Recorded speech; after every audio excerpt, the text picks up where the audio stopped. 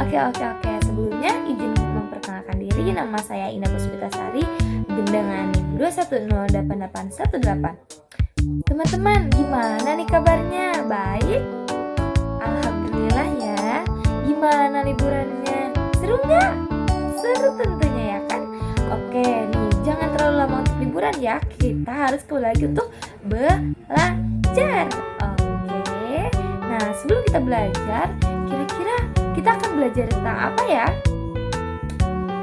Oke, jadi sekarang kita akan belajar mengenai bunyi dan sifat-sifatnya. Teman-teman, kira-kira tahu nggak sih apa bunyi itu?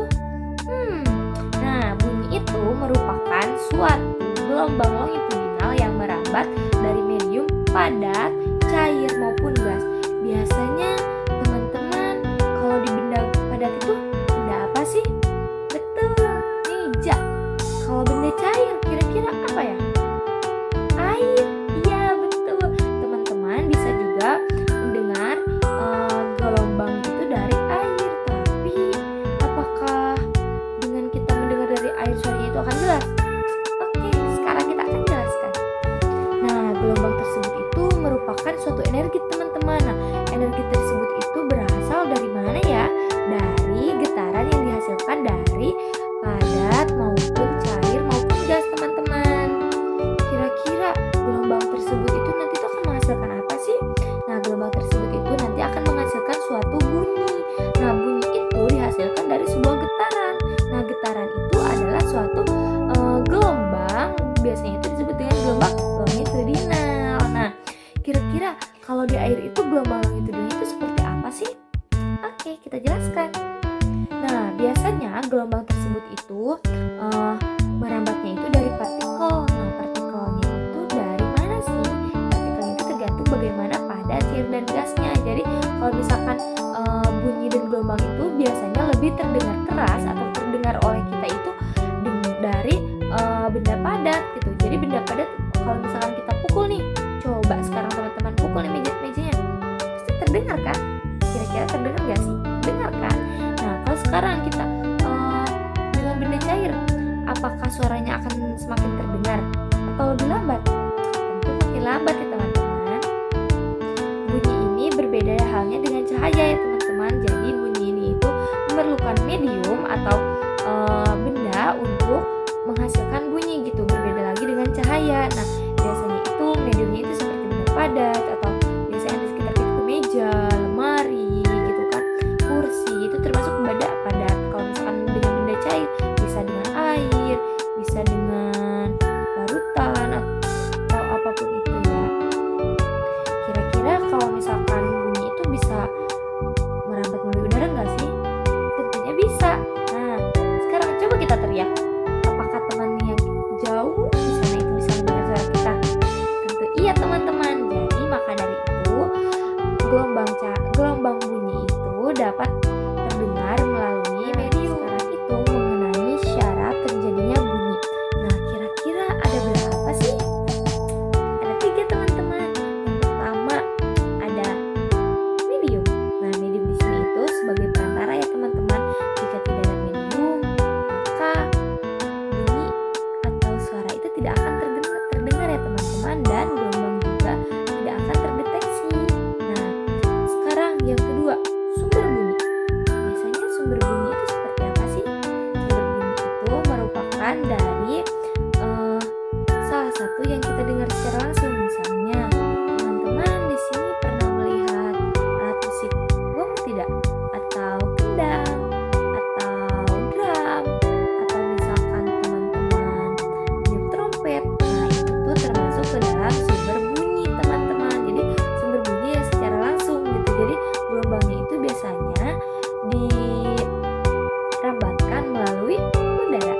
Sekarang yang ketiga, syaratnya itu bunyi tidak bisa merambat di ruang hampa teman-teman. Misalnya seperti apa ya? Sekarang misalnya teman-teman pergi ke ruangan yang kedap dengan udara, maka suara kita tidak akan terdengar, ya tidak?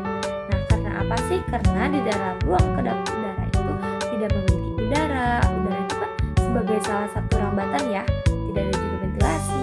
Ventilasi itu biasanya ada dalam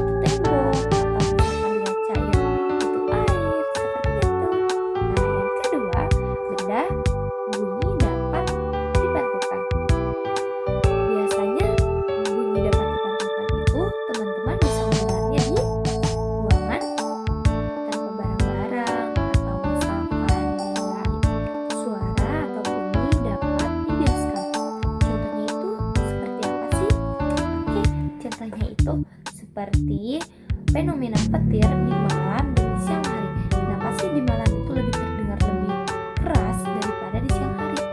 Itu karena suhu di atas lebih dingin daripada suhu di bawah. Seperti itu. Nah, yang keempat ada bunyi dapat dipadukan. Contohnya itu seperti pengeras suara yang dipadukan yang menjadi koheren ya teman-teman.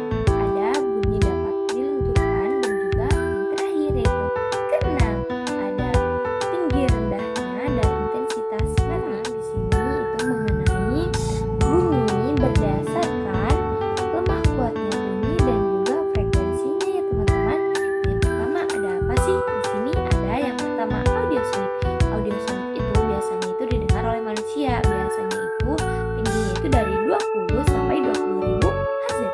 Nah, yang kedua ada infrasonik. Infrasonik di sini itu biasanya tidak terdengar oleh manusia ya. Biasanya itu perkiraan frekuensinya itu kurang dari 20 Hz ya teman-teman. Jadi biasanya yang mendengarnya itu hewan. Biasanya juga itu contohnya itu seperti getaran-getaran yang ada di dalam bumi.